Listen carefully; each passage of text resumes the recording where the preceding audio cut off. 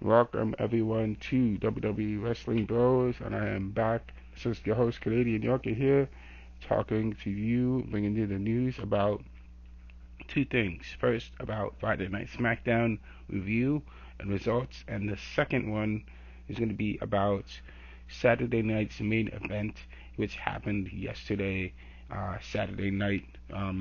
So, in other words, my good friend Boone Steele is not available. He is out of town at the moment, so I will be bringing you the news about on Friday night SmackDown, and also for Saturday night's main event, which is going to be together in this live stream for today in one live stream. So we're going to be talking about this back to back. I believe that Boone Steel will be back on. Well, we might be doing a quick review of Monday Night SmackDown. I'm sorry, Monday Night Raw. I'm getting my things mixed up. We'll be doing a Raw talk once he returns from out of town. We'll be doing a one on Tuesday. So in other words, let's get into this review right here of WWE SmackDown. So here are the SmackDown results, and it's just from WrestleView.com, and this is on May 23rd. So in this review right here, we're going to be looking at SmackDown. So let's get into this. So we have the SmackDown results. I'm going to be reading the article where, here's how much wrestling is going on this week. Was kind of skipping past some things. Our usual entrances get interrupted by Damian Priest going after Drew McIntyre before security breaks it up. From there, we head to ringside where it is officially Tiffy time. So Damian Priest attacks Drew McIntyre, and so these guys are brawling, and then Drew McIntyre and Damian Priest have to be separated by security. After that, it's Tiffy time. So the WWE Women's Champion heads down the ramp to a nice pop from the crowd before addressing the fact she beat Charlotte Flair at WrestleMania and then Nia Jax last week. She turns her attention to Money in the Bank, where someone has a chance to do what she did. But before she can issue a warning to whoever wins the briefcase this year, Alexa Bliss makes her way out. The crowd cheers for Alexa Bliss as she introduces herself as a fellow former women's champion and Money in the Bank winner. She takes a moment to address Charlotte before turning her attention back to Tiffany, saying the two have something in common, having cashed in on Nia Jax. But the difference is, Alexa likes Nia Jax, but she doesn't know Tiffany Stratton. She gives the champion a warning of what could happen when she wins Money in the Bank, and Charlotte Flair pulls a Joe Hendry by appearing thanks to the mention of her name. The crowd is not having it as Charlotte Flair talks about her humility coming out here tonight to congratulate Tiffany Stratton on beating her at WrestleMania. She does all she can to talk over the sea of blues as she talks about doing everything in this company except winning Money in the Bank. And when she does, not only does she plan on taking back her title, but also the spotlight. When she wants something, she doesn't wait, she just takes it. Tiffany Stratton calls Charlotte Flair a hypocrite, addressing her previous remark about winning the Money in the Bank being the easy way out, before calling Charlotte Flair an abyss vintage whenever she's the upgrades. No matter where she goes, it will always be Tiffy time. The champion takes her lead from the ring, heading up the ramp when Julia makes her way out for an opening contest. She takes on Charlotte Flair and Zelina Vega, and the beautiful Madness heads to the ring as we go to commercial break. So, I believe that Zelina Vega and Charlotte Flair and Julia are also vying for the Money in the Bank contestants, so they're going to be at the Money in the Bank. And so let's just get into this here. Back from the break, Zelina Vega makes her entrance as the new Women's United States Champion, looks so to advance to the Money in the Bank ladder match as the qualifier gets underway. Zelina Vega finds herself in the middle of a stare down between Charlotte Flair and Julia before Charlotte Flair sends her out of the ring. She goes after Julia, but the U.S. champion won't have it, taking the Queen down hard to the mat. Julia gets into it now before being knocked away by Charlotte Flair, who is a fall slam away on Vega. Julia looks to take a few shots of her own on Zelina Vega, but this leads to Charlotte Flair sending her into the midsection of the U.S. champion. Zelina Vega leaves the ring as Julia gets the upper hand on Charlotte Flair, laying in some hard strikes before the Queen strikes back. This ends in a double down, but Zelina Vega is back in the ring, only for a double suplex attempt to go awry before she turns it into a DDT for a pair of near falls. Zelina Vega is taken out of the ring before Julia takes a boot to the face, sending her to the floor. Charlotte leaves the ring to go after her, but this leaves her and Julia open to a dive from Vega as we go to picture-in-picture. Julia and Charlotte revisit their temporary alliance to continue the beatdown on Zelina Vega, bringing it back into the ring. They land a couple of suplexes on the U.S. champion before turning their attention to each other, with Charlotte Flair getting a roll up for a 2 count on the Beautiful Madness. Charlotte Flair approaches Vega in the corner but takes a jawbreaker, with Zelina rolling up Charlotte for a near fall of her own. Julia sees her opening for a back suplex, but Flair breaks up the pin attempt that follows. This leads to a shoving contest between Julia and Charlotte before Julia takes the Queen down with a drop kick. Flair strikes back, sending her into the corner for a near fall as we come back to the action. Julia is back on her feet, fighting back with some strikes, sending Flair to the ropes before she is taken down with a kick. Vega goes before Charlotte, only to be set up on her shoulders, where Julia hits a drop kick, sending both women down. This gives a 2 count on Vega and Flair in the succession. Julia keeps things up, sending up Flair to the corner, but Charlotte butts back to take control before going up top for a crossbody onto Julia and Vega. The latter fighting back with the head scissors into a submission hold. Julia breaks the hold but is taken down by Flair, who steps on both her opponents before going up top for a moonsault. She covers both women but only gets a 2 count. Julia sends Vega to the ropes before locking in the rings outside and on Flair, who counters her near fall to break the hold. Vega runs in with a drop kick to break things up, and with a 619 on Flair, but Julia headbutts her before going after Flair once more, running into a spear by Flair. Near fall for the Queen, who sends Vega out of the ring before Julia breaks free of the figure 8 for a near fall. Flair gives it another try, but takes a meter roll in the face by Vega. Vega with the code red on Julia, but Flair manages to pick up the pin attempt. The crowd showing their appreciation for Julia sent out the ring, with Vega dodging a spear attempt only to take a boot to the face by Flair. Charlotte goes up for a figure 8 once more, but Julia hits a double stop before Vega can tap. Vega rolls out of the ring as Julia lands a Northern Lights bomb for the pin and win. So there we have it, guys. Julia advances to the Money in the Bank women's ladder match, and Julia celebrates her win, and she is going to be going on to Money in the Bank, of course.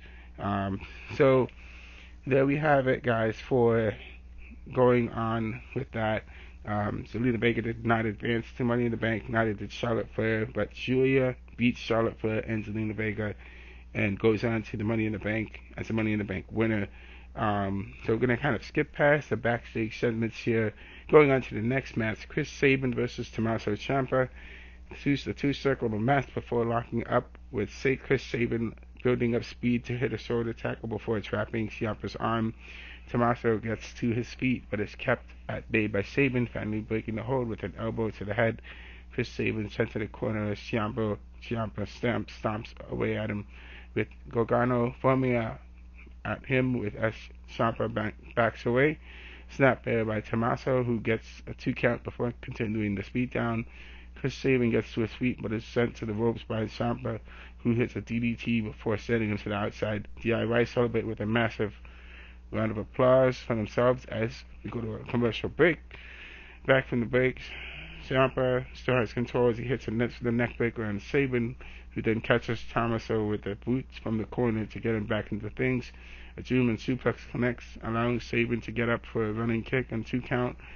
Tommaso escapes from the ring for a word from Gargano, stating strikes with Sabin on the canvas before dropping him onto the hardest part of the ring. He brings Sabin back into the ring, but gets only a 2 counts for his efforts. Sabin escapes the grasp of Ciampa, sending him away with a dragon screw before heading to the corner for a diving cutter, but Tommaso kicks out. Gargano hops on the apron, pretending to get involved, but he gets knocked away before Saban goes back after Ciampa, who seems to be hurt as he backs away. The ref checks on him, and we see Candice LeRae coming ringside for a sneak attack on Chris Sabin. She hides as Sabin hits a running knee on Ciampa. She hides as Sabin hits a running knee on Sabin. Hold on a second. I think somebody did a typo here in this article. So she hides as Tommaso Ciampa hits a running knee on Sabin for the victory, and the winner is Tommaso Ciampa. Gargano and Candice LeRae celebrate with Ciampa as he hit cut backstage. Okay, so alright. So anyway, Tommaso Ciampa wins against Chris Sabin, and that's the winner of this match. So Gargano and LeRae celebrate with Ciampa as he cut the backstage. Hearings from Faction ahead of their tag team title match later tonight.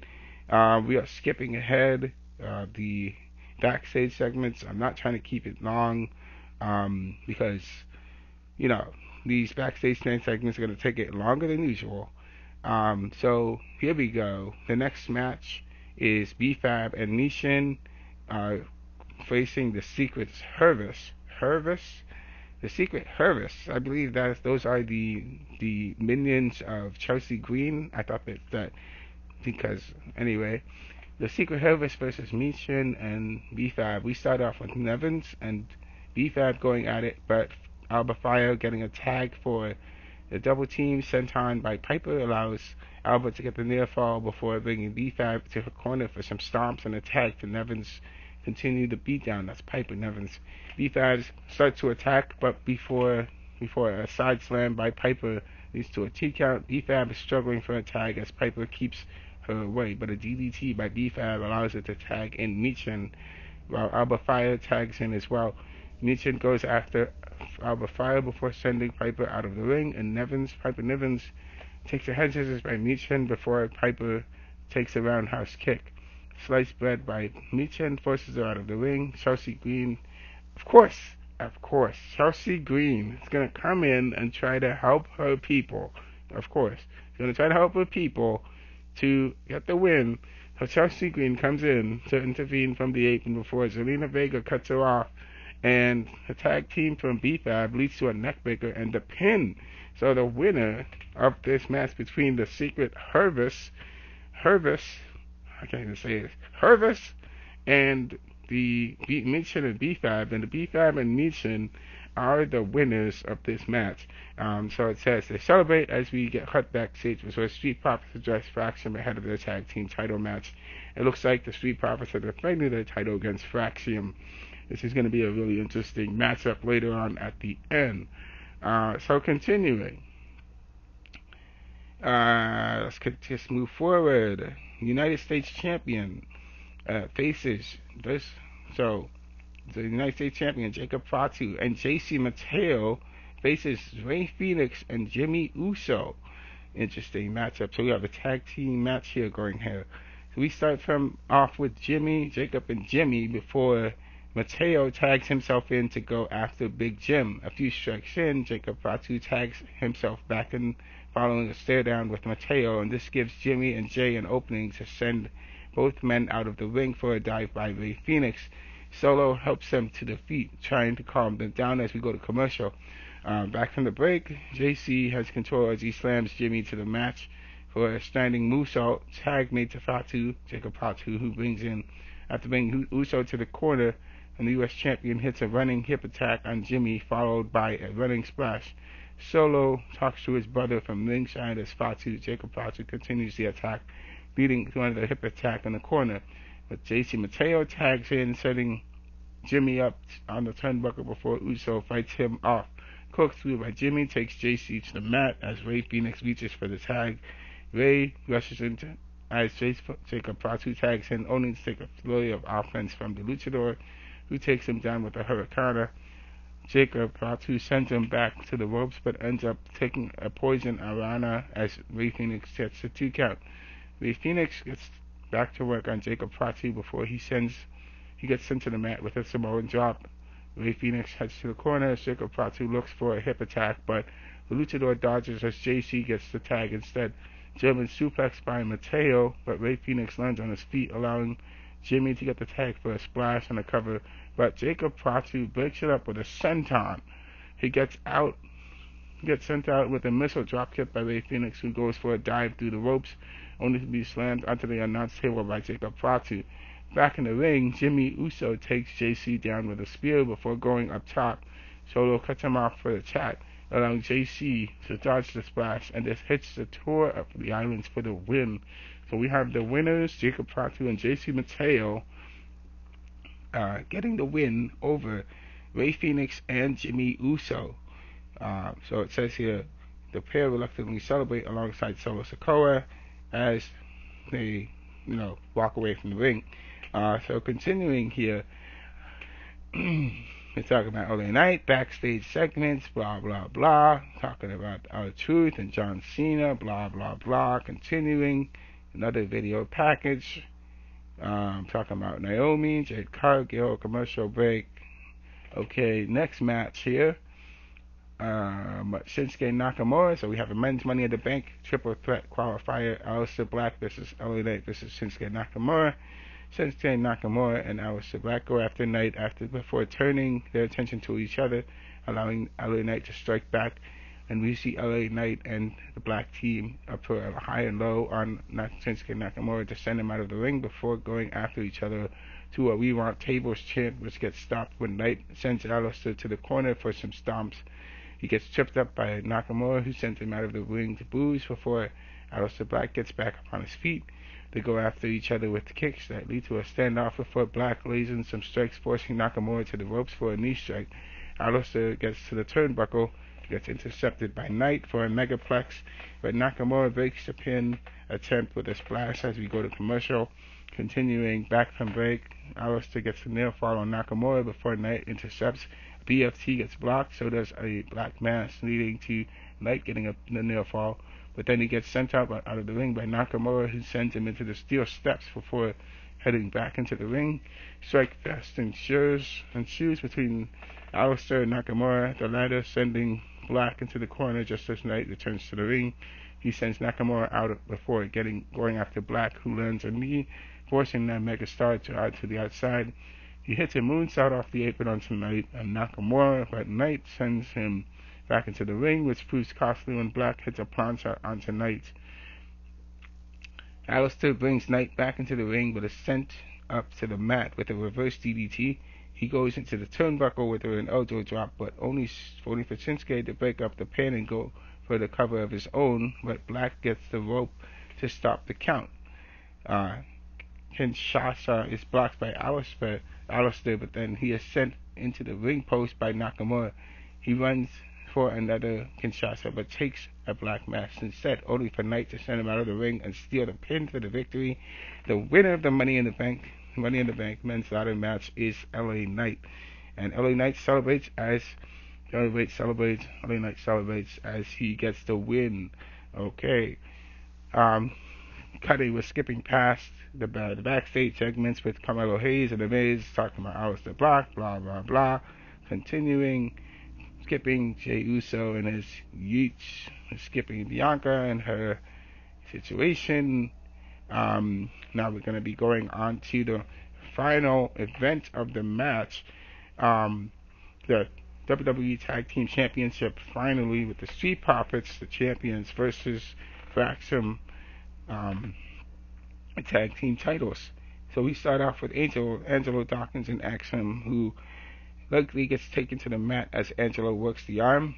Axum gets back up, heading to the corner as Fraser tags in. He takes Dawkins down, but Angelo is already back up, sending Nathan to the canvas with a shoulder tackle for a 2 count.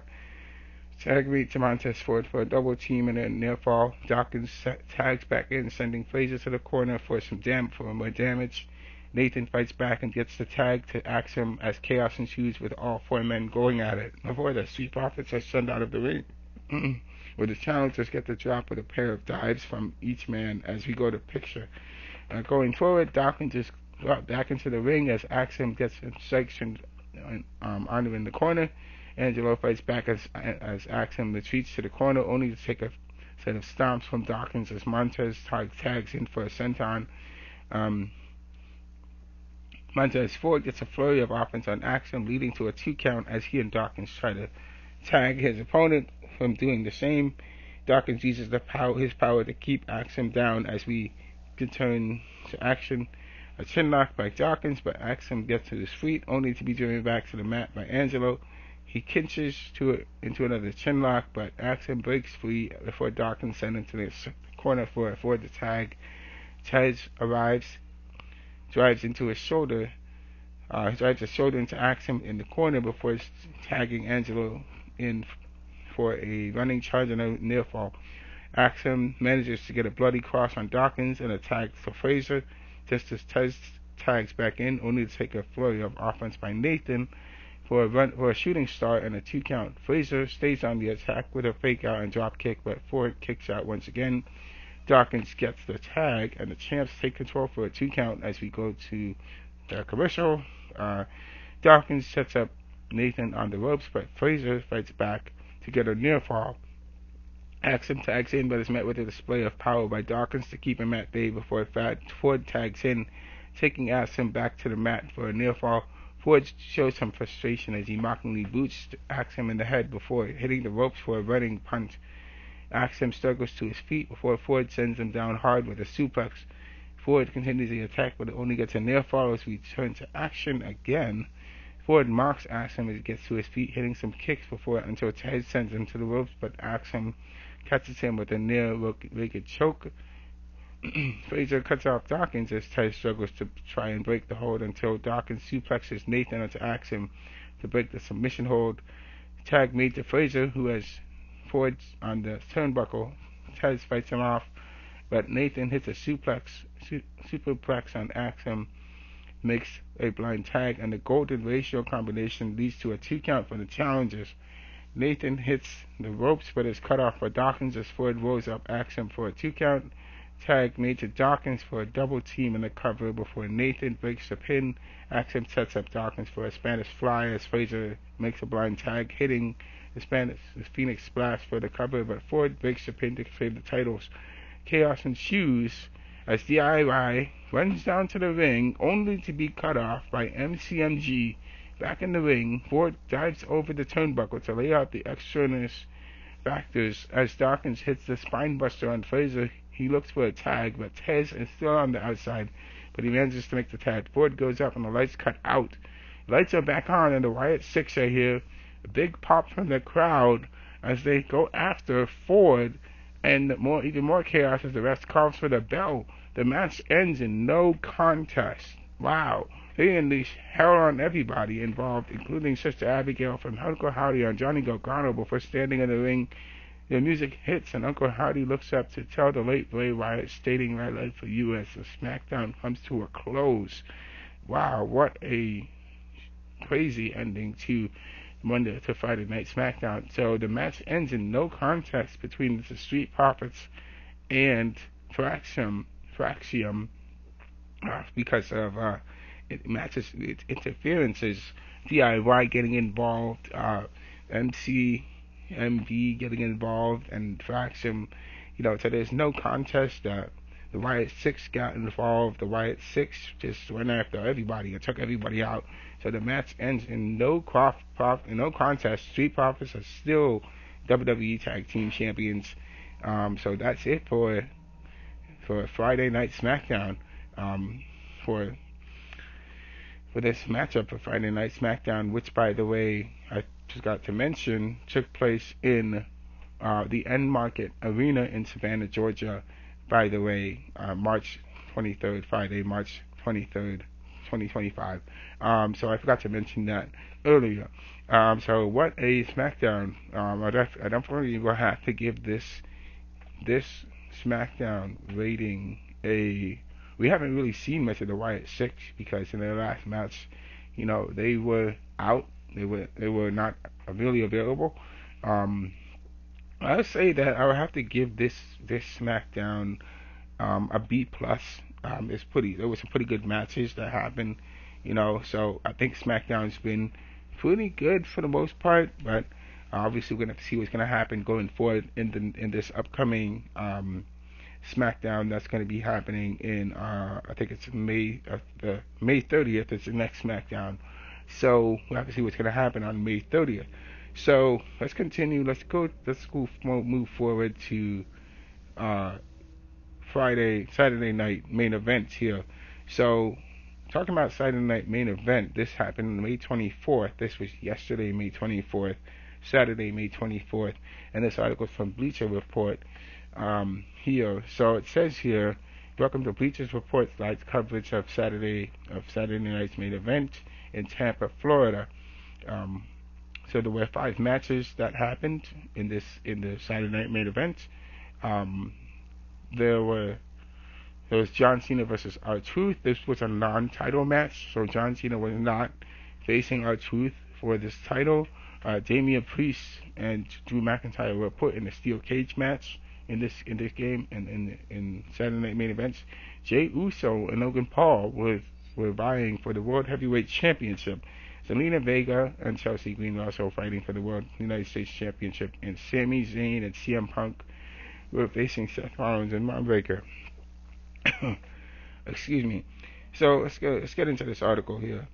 It says the first match here is talking about CM Punk. Starts off with CM Punk and Seth Rollins. CM Punk and Sami Zayn versus Seth Rollins and Braun Breaker. So it says here, after a few minutes on filler and introduction by Joe Tessitore, Seth Rollins and Braun Breaker made their way to the ring with Paul Heyman, of course, and they faced off against CM Punk and Sami Zayn. So CM Punk, excuse me, 1 second, guys. I'll be right back.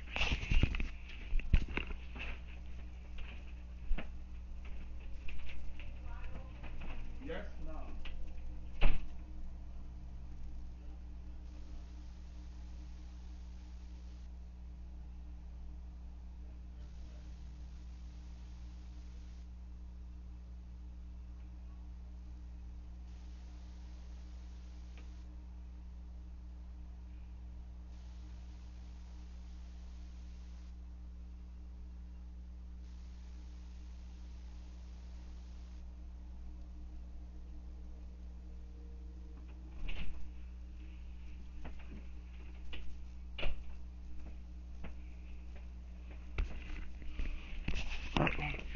Oh, so sorry, guys.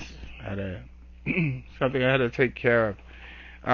That got taken care of. Anyway, as I was saying here, Sami Zayn and CM Punk were facing Seth Rollins and Braun Breaker. So, just to give a recap of here, Sami Zayn has a special ability, quality for only a few people have. It's hard to describe. But guys like Eddie Kingston, Kevin Owens, and Adam Page have it too. So it says something about them makes the crowd love them almost unconditionally. As soon as Punk hit the ring, all 4 men started brawling. The Visionary and the Underdog from the underground ended up starting up as the legal men, but Breaker tagged in quickly and hit his flying clothesline from the apron onto the announce table. We returned, so Sami Zayn was then being double teamed by Seth Rollins and Braun Breaker, and Punk, and then Sami Zayn tagged in CM Punk, and CM Punk got a big pop when he tagged in and took it to Seth Rollins. So, Sami Zayn, I don't really like how this person is covering the article because he's not really covering exactly what's going on. But anyway, says here they continued to battle. Sami Zayn and Braun Breaker continued to battle when they had a commercial break, which came very quickly after the first one. Paul Heyman got involved by grabbing Sami Zayn's foot, and the ref was too distracted to see that Bronson Reed show up and put CM Punk through the barricade. Braun Breaker hit the spear on Sami Zayn to get the pin and get the win for Seth Rollins and Braun Breaker, thanks to interference by from what's the guy's name again? By Bronson Reed. Thanks to interference by Bronson Reed, who put CM Punk through the barricade. Seth Rollins and Braun Breaker defeated CM Punk and Sami Zayn. So it says here. So now we have. So Braun Breaker also joined the Seth Rollins, Braun Breaker, and Bronson Reed, sorry, joined Seth Rollins and Braun Breaker, and and together they are a faction. Of course, this match was given a B by the writer, and I will give it a. It was a really quick match. It should have been longer, but honestly, it was not that long. But I will give it a B plus. That's my rating for it because honestly, Bronson Reed joining Seth Rollins and Braun Breaker makes the team kind of formidable, more formidable. But here's the thing, though, guys. For Bronson Reed to join Seth Rollins and Braun Breaker together, obviously, kind of it has to have been some sort of deal that was made, and I wish WWE would kind of go over that to talk about how or show why did Bronson Reed join Seth Rollins, because let's face it, Seth Rollins had 7 tsunamis from Braun Breaker, from Bronson Reed. He was taken out by Bronson Reed, so obviously they have to show the reason why Bronson Reed joined up with Seth Rollins, um, because they were having an issue before in the past. Um, but anyway, let's continue going forward. The next match here is Zelina Vega versus Chelsea Green. The Women's United States Championship was on the line when Chelsea Green challenged Zelina Vega in an attempt to regain the title she had first as always. Alba Fire and Piper Nivens were at ringside with Chelsea Green. So they started a quick sequence of takedowns and counters. Zelina Vega had the upper hand until Chelsea Green powerbombed her onto the floor for a near fall. Chelsea Green eventually made a miscalculation and allowed Zelina Vega to begin mounting some offensive. However, unfortunately, a failed 619 from Zelina Vega stalled her momentum and got some jeers from the crowd. Zelina Vega hit a code red from the top rope to get the win and retain the title. And it was a really short match because when Zelina Vega did do her 619, she actually did end up messing that 619 up, or Chelsea Green messed it up. There was clear miscommunication there. But Chelsea Green actually got hit in the face by Zelina Vega. She got kicked in the face, and she ended up bleeding. She was bleeding from her nose and stuff. Once Zelina Vega hit that code red from the top rope, which definitely took out Chelsea Green, and Zelina Vega retains her championship against Chelsea Green. I actually like this feud. It's actually a pretty good feud going between Chelsea Green and Zelina Vega.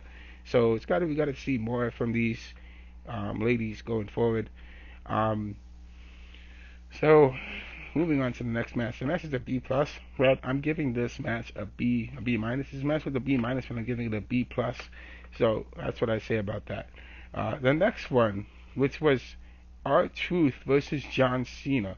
In honesty, these championship matches should be reserved as, this match should have been reserved as the main event, but it happened in the middle of the show. So R-Truth came out with John Cena's music, wearing his own version of Cena's gear for his match against the 17-time champion.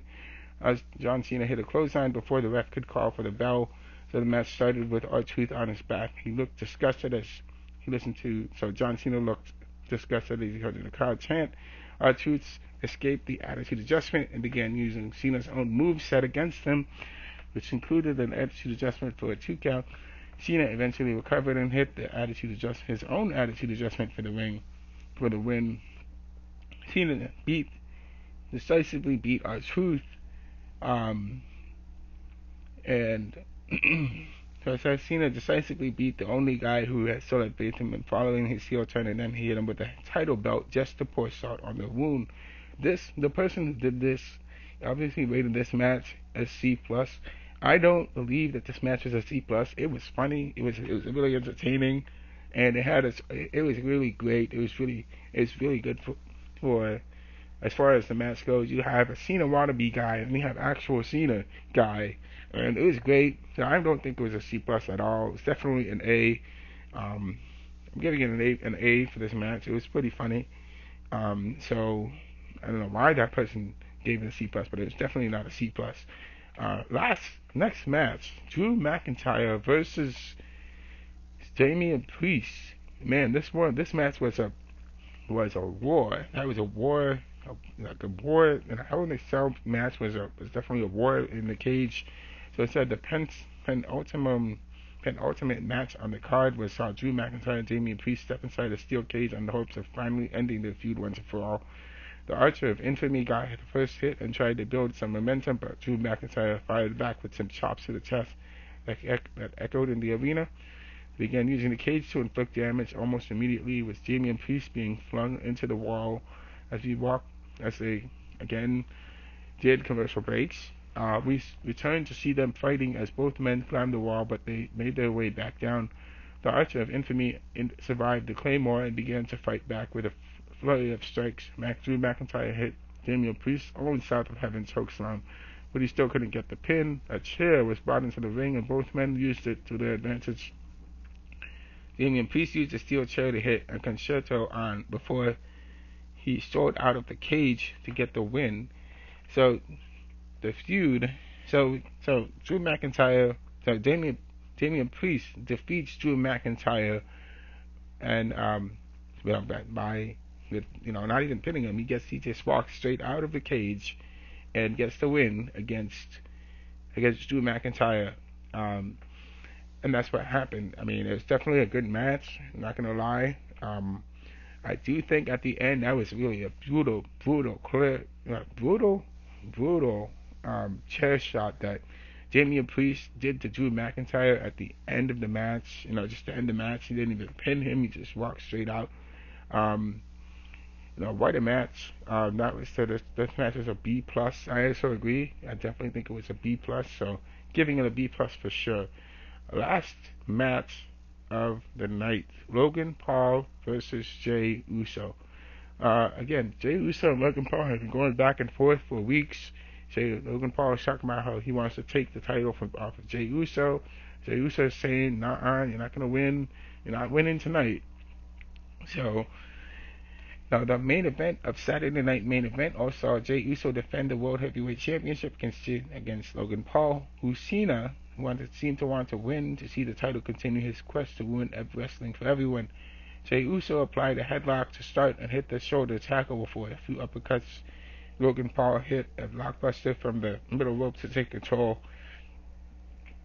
The match started with less than 15 minutes left in the show, so we knew this would not be a battle of attrition. It would be a relatively standard bout with a few standout spots. As Jey Uso prepared to win with a splash, John Cena showed up out of nowhere and pulled the ref from the ring. He attacked Jey Uso as Logan Paul looked on confused. Cody Rhodes music hit, and he ran to the ring to fight John Cena off. Logan Paul missed Rhodes with the brass knuckles and ate a spear from Jey Uso before he hit another splash for the pin and the win. And right there and then, Cody Rhodes announced to everyone that we're going to see a tag team match between Logan Paul and John Cena and Jey Uso and Cody Rhodes at Money in the Bank right there. Now, this match was also given a B. So Jey Uso did defeat Logan Paul at Saturday Night Main Event right there. So there we have it, guys. That's the end of this right here. That's the end. Logan Paul and Jey Uso, Logan Paul and John Cena are going to be facing Cody Rhodes and Jey Uso at Money in the Bank. Money in the Bank, yeah. So, honestly, there we have it, guys. That's the end for these two different events that happened. One for SmackDown, the other one for Saturday Night Main Event. So I'm just ending it right now. Just that's the recap so far. Hope you guys enjoyed this live stream, and I know I kept it kind of long. It's 40 minutes, but it's been quite a long talking about these two events. So I hope you guys enjoyed this live stream, and as I said in the next video, this is not going to be a live stream that I'm going to be doing, but I will be doing a WWE Monday Night Raw recap with Blue and Steel once he returns from out of town. And so definitely check out his channel, check out my channel for more information. And right now he is actually out of town, away in Maine right now, doing this thing. So once he returns from that, we'll be back on schedule, taking care of business. So hope you guys enjoyed this live stream. Don't forget to like, share, and subscribe to WWE Wrestling Bros, and also Blue and Steel, my channel. Check it out. Don't be afraid to do that. So I'll see you guys in the next one. Take care. Enjoy the rest of this week. Have a good one.